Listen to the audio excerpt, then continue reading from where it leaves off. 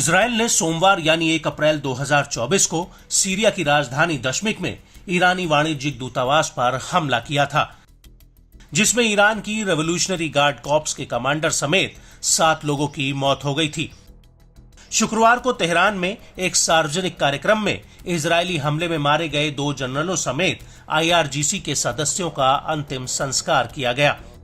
इस शोक सभा में इकट्ठा हुए लोगों को संबोधित करते हुए IRGC के चीफ कमांडर जनरल हुसैन सलामी ने चेतावनी दी कि इजराइल ईरानी सैन्य अधिकारियों की हत्या के परिणामों से बच नहीं सकता। हालांकि सलामी ने इस बात का कोई संकेत नहीं दिया कि ईरान कैसे या कब जवाबी कार्रवाई कर सकता है।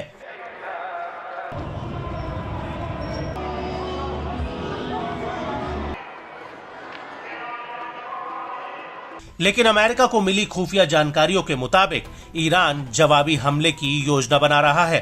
जिसमें वो अपने शहीद ड्रोन्स और क्रूज मिसाइलों के बड़े बेड़े का इस्तेमाल करेगा।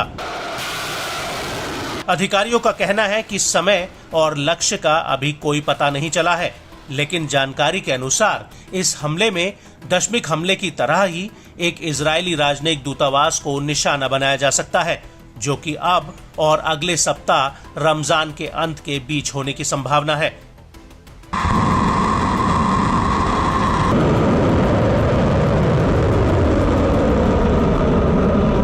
अमेरिका के वरिष्ठ अधिकारी ये मानते हैं कि ईरान द्वारा हमला होकर ही रहेगा,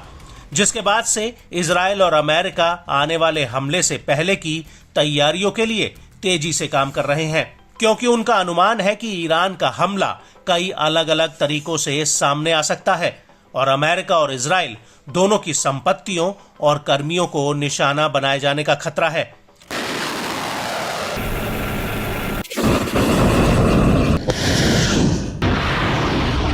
एक और महत्वपूर्ण बात यह है कि ड्रोन और मिसाइलें इराक या सीरिया से भी लॉन्च की जा सकती हैं, क्योंकि इसके बाद तेहरान इससे बच निकल सकता है, या फिर डायरेक्ट ईरानी क्षेत्र से भी ये मिसाइलें लॉन्च की जा सकती हैं।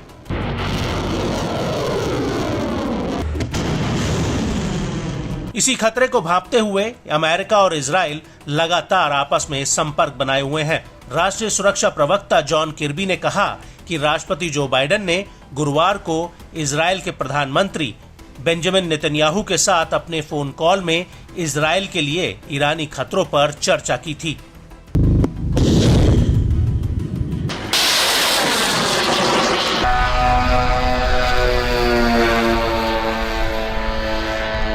किर्बी ने शुक्रवार को संवाददाताओं से कहा कि पिछले कुछ दिनों में ईरान द्वारा इजराइल की सुरक्षा के लिए बनाए जा रहे बहुत ही व्यवहार्य और काफी सार्वजनिक खतरों के बारे में दोनों नेताओं के बीच चर्चा हुई और राष्ट्रपति ने प्रधानमंत्री नेतन्याहू को बहुत स्पष्ट कर दिया कि वो ईरान द्वारा सीधे और सार्वजनिक रूप से उत्पन्न खतरों के खिलाफ उनकी आत्मरक्षा में मदद के लिए यूएस के समर्थन पर भरोसा कर सकते हैं।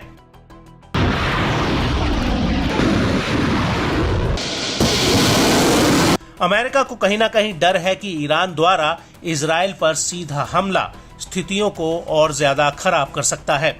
क्योंकि मिडिल ईस्ट में पहले से ही काफी उथल पुथल की स्थिति बनी हुई है और इस तरह के किसी भी हमले से इजराइल हमास युद्ध व्यापक क्षेत्रीय संघर्ष में बदल सकता है, जिससे बाइडेन लंबे समय से बचने की कोशिश कर रहे हैं।